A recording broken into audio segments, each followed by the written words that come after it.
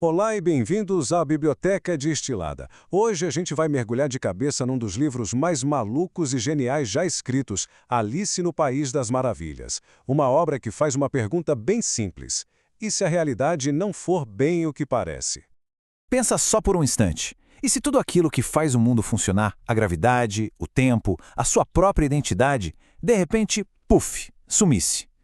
Pois é exatamente essa viagem que começa quando a gente cai no buraco do coelho. Porque em Alice no País das Maravilhas, a lógica não é só ignorada, ela é totalmente pulverizada. E aqui, nesta nossa análise, a gente vai tentar encontrar algum sentido por trás de tanta loucura. Para a gente não se perder nesse caos, tá aqui o nosso mapa. Primeiro, vamos conhecer o criador dessa doideira. Depois, vamos ver a lógica indo para o espaço, a crise de identidade da Alice e como a loucura vira nova lei. Aí a gente discute o final polêmico e, para fechar, um desafio prático para todo mundo. Bora lá? Para começar, a gente precisa saber quem foi a mente por trás desse universo. E a resposta já é meio maluca. Foi um homem que, na verdade, eram dois. Olha só que doideira, o segredo do livro está no próprio autor. De um lado, a gente tem Charles Dodgson, um matemático super metódico, professor na rígida Universidade de Oxford. Um cara da lógica, da ordem, da precisão. Do outro lado, seu pseudônimo, Lewis Carroll, o mestre do caos, o pai do nonsense, que criou um mundo onde a lógica é a primeira coisa a morrer. É essa briga interna que move a história. Como que um cara tão certinho criou a obra mais ilógica de todas? É como se o País das Maravilhas fosse o subconsciente do Dodgson gritando contra as regras apertadas da sociedade vitoriana.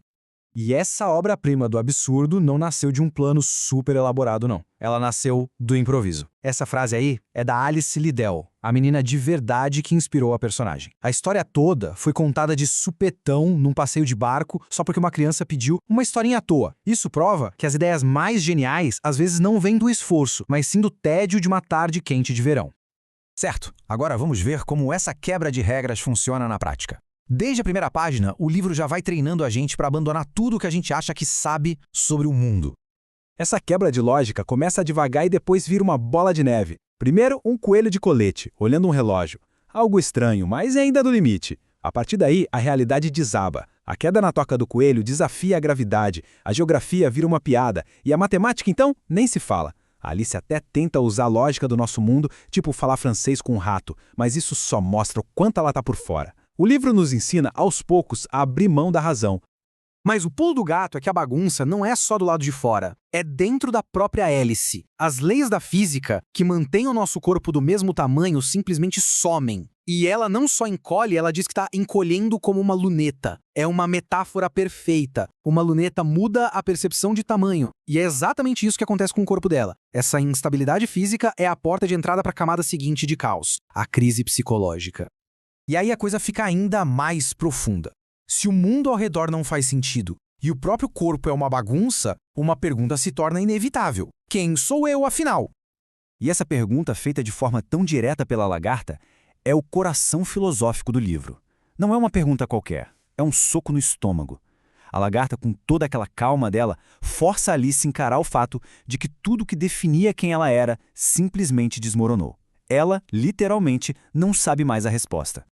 A crise da Alice não é só uma ideia. A gente vê acontecendo. Ela começa a duvidar se é a mesma pessoa de ontem.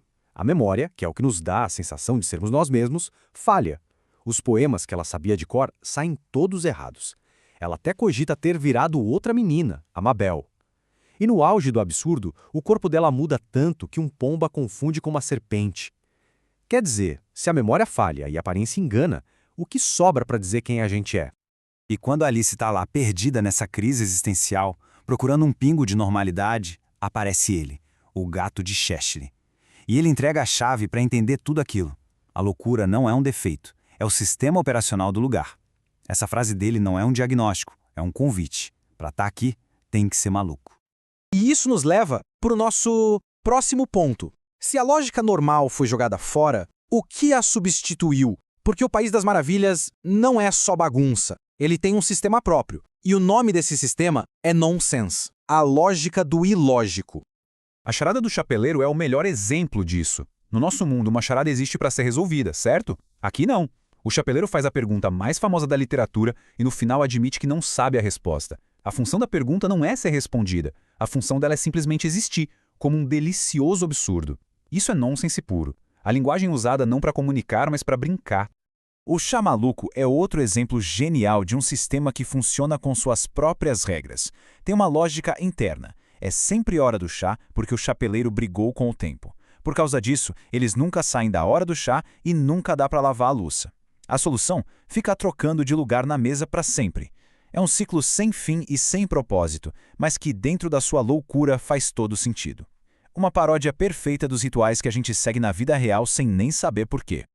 E no topo dessa hierarquia maluca está a Rainha de Copas. A lógica dela é a mais simples e a mais assustadora de todas.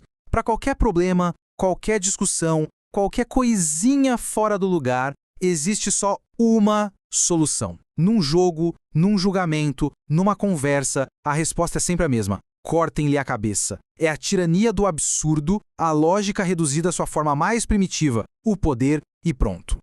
Agora chegamos na parte mais polêmica do livro. Depois de toda essa jornada, desmontando a realidade, como é que a história termina? E a resposta divide opiniões até hoje.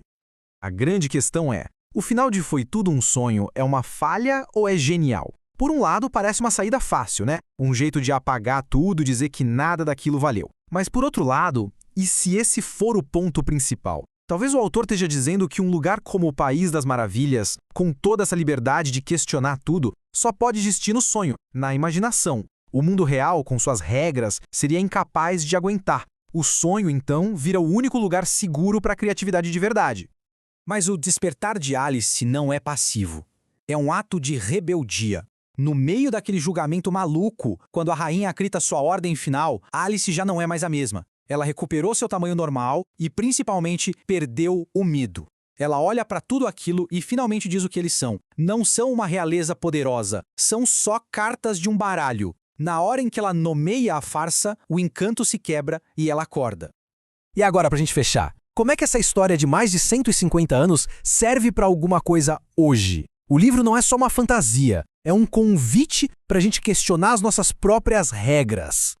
O livro nos inspira a um pequeno experimento. Passo 1, pense numa regrinha pessoal, uma coisa que é feita no piloto automático. Pode ser algo bobo, tipo a ordem de escovar os dentes, ou algo maior, como sempre ter que responder uma mensagem na hora. Passo 2, incorpore a lagarta e pergunte por quê. Para cada resposta, pergunte por quê de novo até chegar na raiz da coisa. E passo 3, por só 10 minutinhos, quebre essa regra. O que acontece? O mundo acaba?